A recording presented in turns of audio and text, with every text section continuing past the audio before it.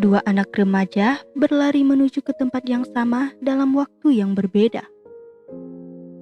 Mereka kemudian bertemu di kantor polisi dan ternyata mereka adalah teman sekelas.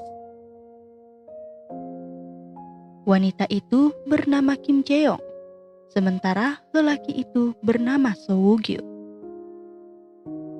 Kakak ipar Jae-yong terlibat perkelahian dengan ibu Woo-gyu. Ipar Jae-yong itu mencuri kondom di toko ibu Woo-gyu sehingga terjadilah perkelahian antara mereka.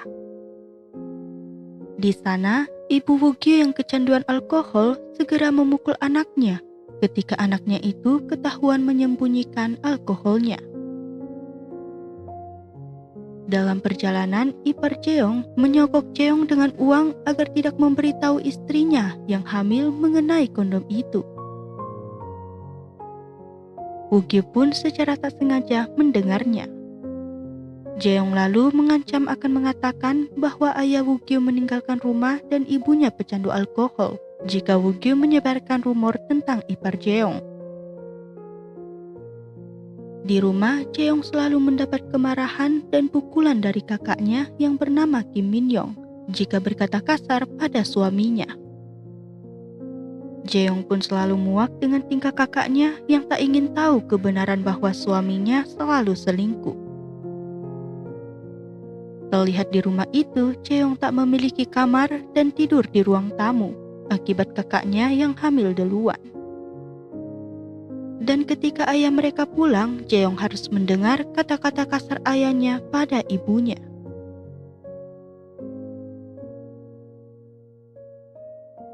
Di sekolah, Jae-yong memiliki seorang pacar yang bernama Choi Tae-jong. Untuk bisa duduk bersama pacarnya, Tae-jong meminta agar Woo-gyu bisa bertukaran tempat duduk sementara dengan Jae-yong.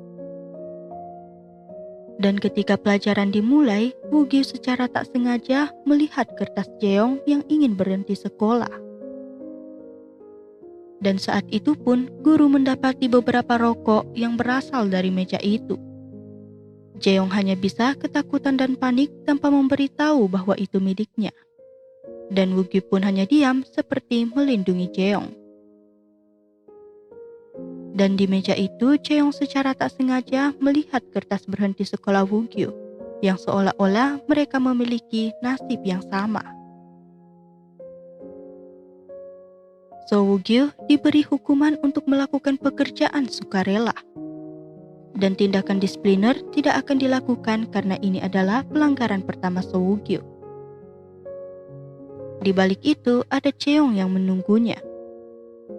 Namun anehnya, di sana justru Woo-gyu yang meminta maaf pada Jae-yong. Ia merasa bersalah karena telah membuat rokok Jae-yong diambil oleh guru. Untuk itu, ia pun berjanji akan menukarnya. Woo-gyu yang selalu terbiasa meminta maaf, tercengang mendengar kata-kata Jae-yong.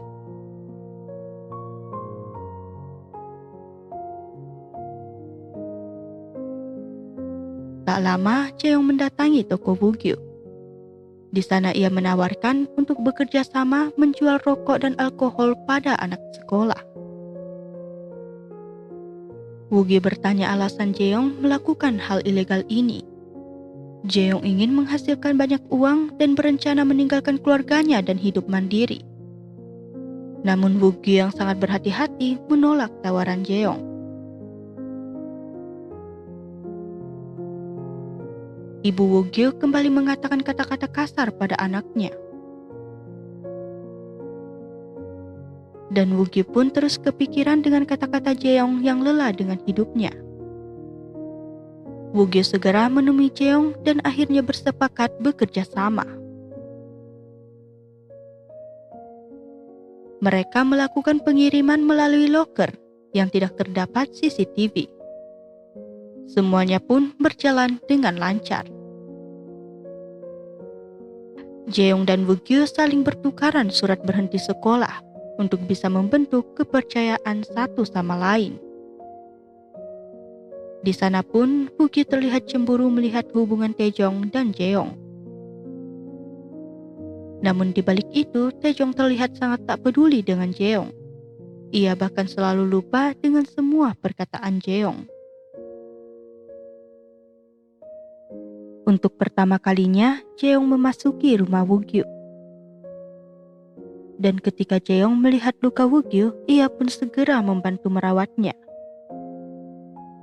Woo-gyu yang tak pernah bersenang-senang seperti anak pada umumnya, segera diajak oleh Jeong untuk bermain game. Namun di sana, Jeong lagi-lagi melihat iparnya selingkuh dengan wanita lain. Woo-gyu pun menanyakan alasan Jeong yang tak pernah memberitahu kakaknya. Ternyata saat Min Young mengetahui bahwa ia hamil, Min Young mencoba bunuh diri ketika tak direstui oleh orang tuanya. Sehingga overdosis itu menyebabkan Min Young bersama bayi di perutnya itu menjadi sakit. Jeong takut jika hal itu terulang kembali. Satu-satunya hal yang bisa mereka lakukan hanyalah mengerjai ipar Jeong. Mereka pun melarikan diri bersama, seolah-olah telah bebas. Dan di sana keduanya merasakan emosi yang aneh.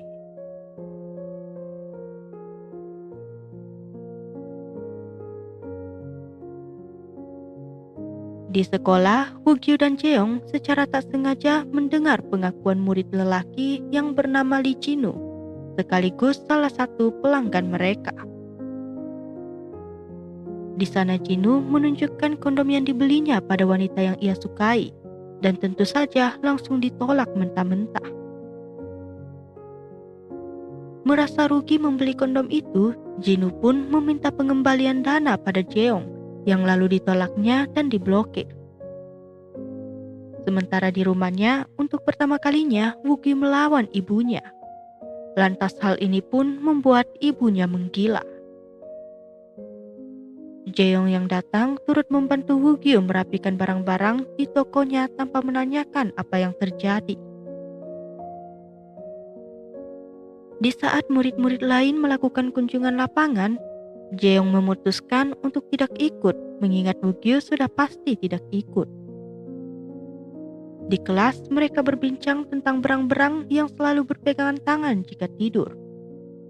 Woo-gyu pun mengaku iri karena berang-berang itu tidak akan takut saat terhanyut karena mereka tidak sendirian. Mereka melanjutkan kunjungan lapangan bersih mereka sendiri dan membuat janji untuk pergi ke pantai saat kelulusan nanti yang hanya ada mereka berdua. Di perjalanan, Woo-gyu terus menghubungi ibunya yang sampai sekarang belum pulang. Dan keesokan harinya, guru menyampaikan kabar bahwa ibu Woo-gyu telah meninggal dunia akibat kecelakaan mobil. Jeong pun segera mengunjungi Woo-gyu dan mencoba menghiburnya. Alih-alih berpikir tentang dirinya, Woo-gyu malah mementingkan bisnis mereka yang tak bisa berjalan lagi. Di sana Woo-gyu malah melampiaskan pada Jeong bahwa hal-hal kecil itu lebih penting darinya.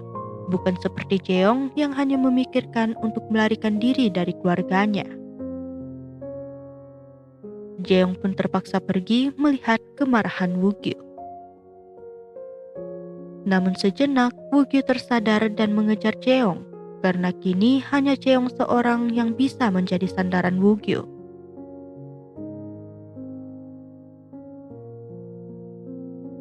Jeong membantu Woo-gyu yang tak memiliki cukup uang untuk menyimpan abu ibunya menggunakan uang tabungan Jeong. Woo-gyu pun benar-benar berterima kasih padanya. Dan ketika Jeong memegang tangan Woo-gyu, ternyata ada Taejong yang melihat mereka dan memfotonya. Woo-gyu mendapat pesanan dari pelanggan. Meski sudah sepakat tidak menjual lagi, Woo-gyu tetap melakukannya untuk mengganti uang Jeong. Dan ternyata itu jebakan dari Jinu yang ingin mengetahui sosok penjual yang tak menerima pengembalian dana kondomnya.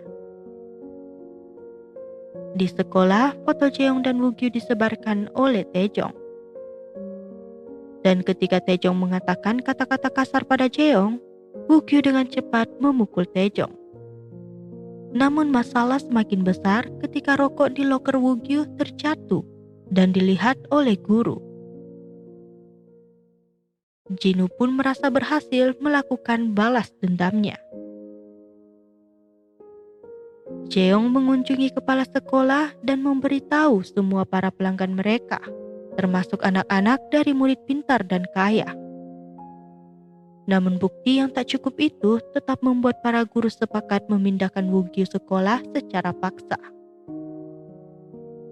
Di rumahnya, Jeong sudah tidak tahan dengan keluarganya. Bahkan bersembunyi di kamar pun sudah tidak bisa lagi. Jeong pun memutuskan keluar dari rumahnya dan mengajak Woo-gyu untuk lari bersama. Mereka sama-sama meninggalkan semuanya dan pergi ke pantai sesuai janji mereka dulu. Layaknya berang-berang, Jeong dan Woo-gyu pun berlari bersama-sama di pantai tanpa rasa takut akan kesendirian.